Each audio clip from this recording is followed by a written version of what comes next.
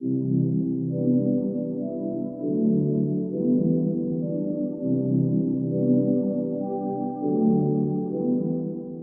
define the DNP3 slave protocol settings together using a telediagram program. First, we'll take the TCP socket block and the DNP3 slave block.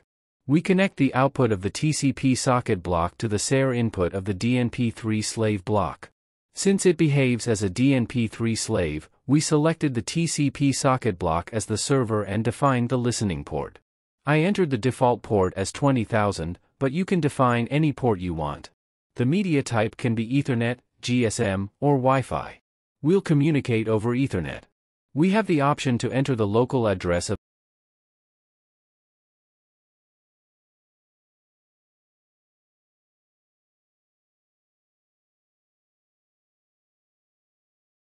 We'll connect a block to the trigger input for periodic transmissions. We'll discuss this when providing an example. I've taken binary registers. I'll connect the binary register block to the trigger input. I've taken a digital input block to carry digital input data. I've also taken word, analog, and long register blocks for variable types. And we'll look at the write command with the binary register block. We're defining line labels to associate them correctly. We've named them word, analog, long, etc., for easier understanding. We've created line labels. We'll need these line labels when transferring to the DNP3.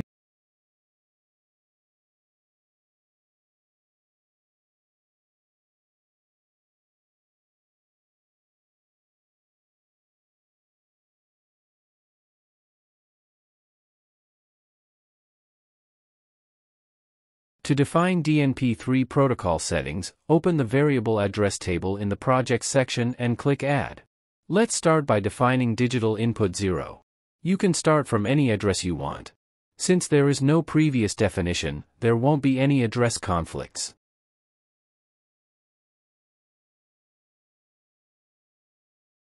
We chose DNP3 as the protocol type and selected binary input as the object type since we'll be reading values of 0 and 1. We said level change. If we want, we can enter a value like 0.5 for change. We clicked Add to add the transmission method.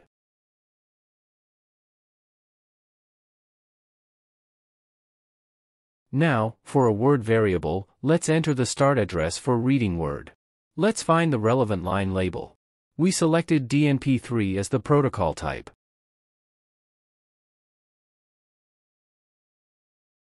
And for reading word, analog, and long, I choose analog input object type.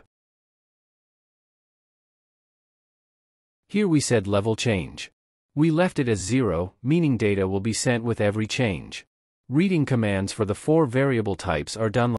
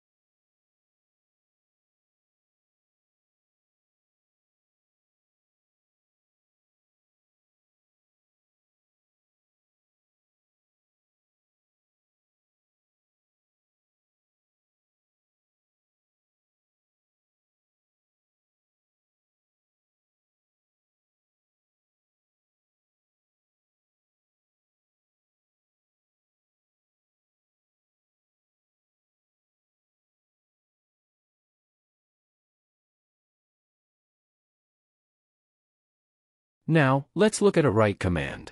We'll use the binary register block we added for sending commands, and we'll set 0 or 1 values from there. Let's continue with the 4th address. I found the relevant register from the line label section. We chose DNP3 as the protocol type and selected control relay as the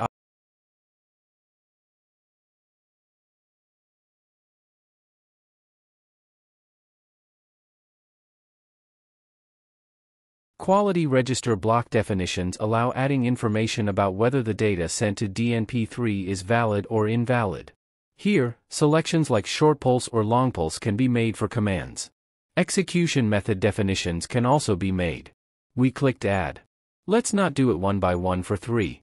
Let's lower it to 1 variable, and let it be a word register. Because our definitions will be the same for all 3 variable types. Let's say it's the 5th address. I chose the word register again. We came to DNP3 and selected Control Analog Input as the object type for the write command.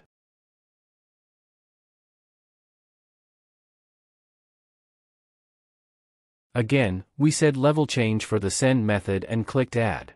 We defined both read and write operations. We didn't create DNP3 classes. If we want, we can separate the relevant readings according to object classes. When queried according to object classes, it starts sending questions and receiving answers. You can make object class definitions from there.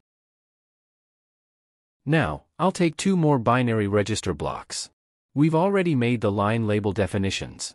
These are necessary for sending object classes and device objects. I wrote 10,000 as the address. The address we enter doesn't matter, so I wrote a large number to avoid confusion with other definitions. I chose class as the label. I came to DNP3 and selected class from my list and clicked Add.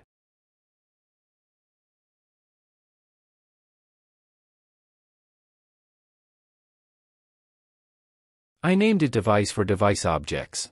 Let's say 10001 for the address for this one. This time, I associated it with the device line label for the device object. We came to DNP3 and selected device as the object type. We need to define both object and class object types. Let's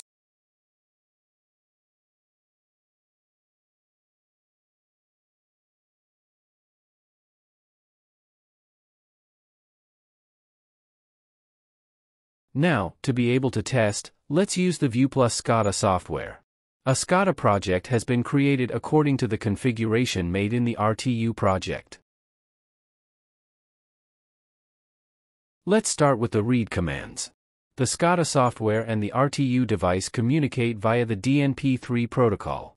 Let's send a signal from the digital input. When we monitor it from SCADA, we see that the corresponding label changes its position. When we click the button from SCADA, a value is sent to the binary register. Now, let's set word registers from the RTU. We'll read these values from the corresponding boxes on SCADA. First, I entered the value 80 for the word register. Let's enter a decimal expression for an analog variable. Let's say 8.5. You can increase or decrease the polling intervals.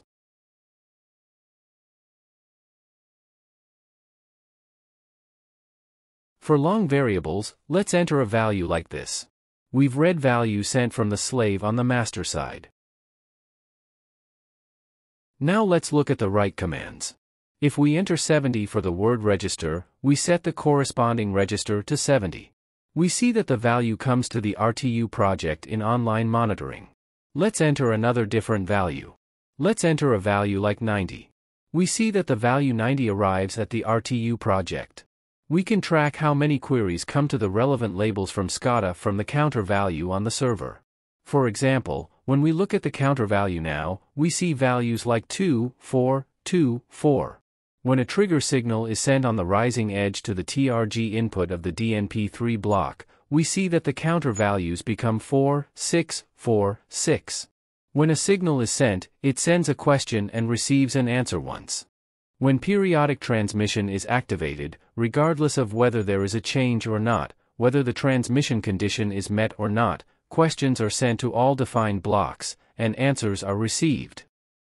We define DNP3 variables one by one. By clicking Export Table to Excel, we can export them to Excel format collectively. When we open the Excel template, we see how the definitions are. You can create these from scratch. Here, line label definitions are very important. They must be complete.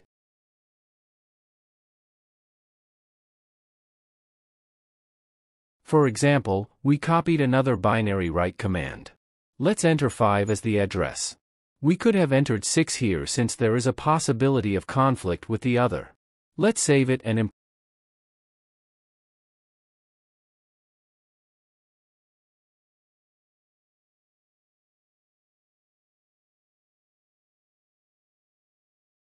So, by clicking on the Open Excel file for the template, you can select the relevant Excel table and it will appear on the screen in list form.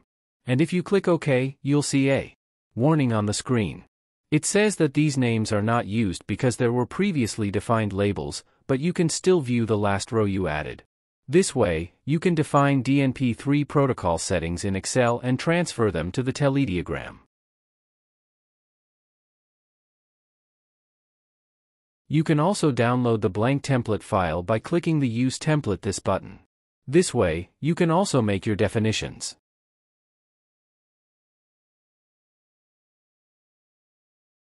By selecting the protocol type and object type, you can easily make definitions.